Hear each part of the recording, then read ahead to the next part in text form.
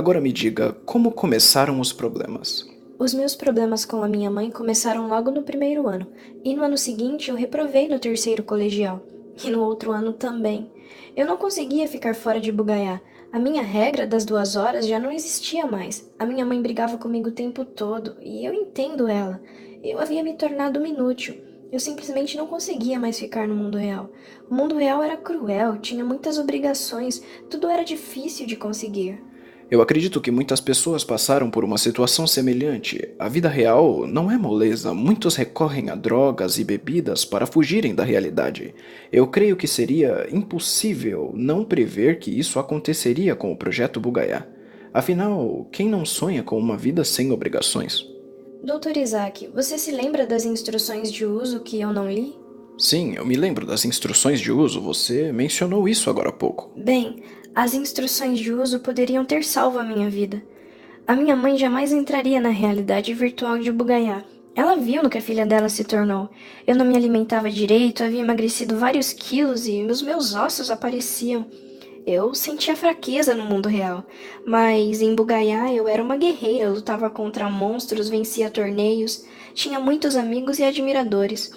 Eu mal me desconectava de Bugaiá e já me conectava novamente. Até que um dia a minha mãe se irritou. Eu estava em um desafio com as meninas, faltavam cerca de 7 horas para o meu tempo acabar. Então a minha mãe tirou meu capacete. Ela queria que eu me desconectasse, mas as instruções de uso diziam que se o capacete fosse removido durante o uso, a consciência ficaria em Bugaiá.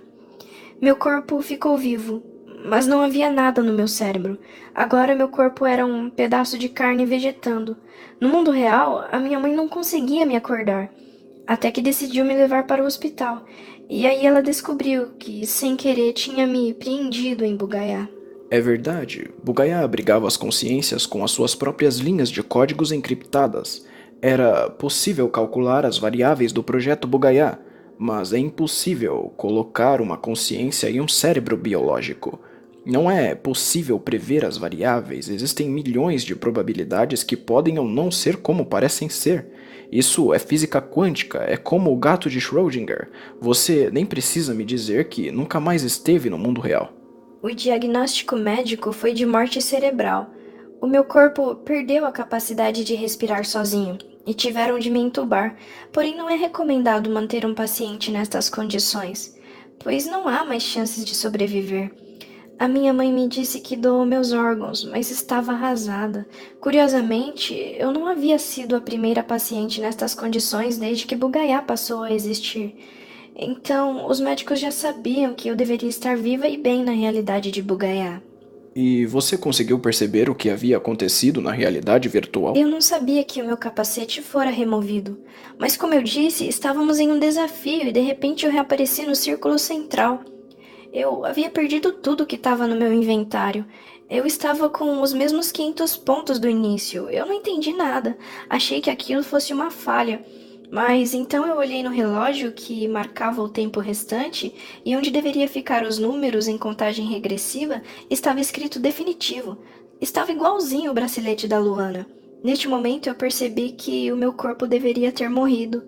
Eu recebi mensagem das garotas me perguntando o que havia acontecido comigo, mas nem elas entenderam. Foi difícil aceitar no início, mas finalmente eu estava livre de tudo. Eu estava no meu mundo. Fiquei contente. Espera, você me disse que quem entrava em Bugaiá de forma definitiva ganhava uma casa, um carro e 1 milhão de pontos. Você não ganhou nada disso? Apenas os que tiveram a sua entrada programada no laboratório do projeto Bugaiá. Os que entravam como eu não tinham direito a nada disso. E a sua mãe? Alguns dias depois, ela entrou em Bugaiá. Me pediu desculpas, ela disse que jamais queria que algo assim acontecesse. E eu disse que estava tudo bem, afinal eu adorava aquele lugar. Os anos foram se passando e sempre que meus familiares queriam me ver, eles entravam em Bugaiá. Com o tempo, eles também começaram a gostar do meu mundo. E exatamente 10 anos depois do lançamento da realidade virtual de Bugaiá, o governo brasileiro proibiu o uso do capacete. A decisão, a princípio, deveria ser provisória. Mas acontece que as pessoas estavam fazendo armadilhas no mundo real para se matarem enquanto estavam em Bugaiá. A situação havia tomado conta dos noticiários na TV. Grupos religiosos protestavam contra Bugaiá. Eles diziam que Bugaiá era a imagem da besta e que o capacete que era preso à testa das pessoas era o número da besta. Mais de 3 milhões de pessoas já haviam morrido por conta de Bugaiá. Vários mapas novos foram criados para comportar tanta gente. O governo não poderia simplesmente desligar Bugaiá da tomada. Foi então que o governo brasileiro tomou a decisão de finalizar o projeto Bugaiá. Contratou funcionários para manter os servidores de Bugaiá e decretou o fechamento da empresa. Estava proibido qualquer experimento com transplante de consciência. A minha família já havia migrado de forma definitiva faziam 3 anos. Mas os problemas não pararam por aí, não é mesmo? O pesadelo estava apenas começando. Assim que o decreto do governo entrou em vigor, por algum motivo as mortes dentro de Bugaiá passaram a se tornar definitivas. Os funcionários contratados pelo governo estavam encarregados apenas de manter os servidores funcionando. Os olhos de quase todos se fecharam para Bugaiá.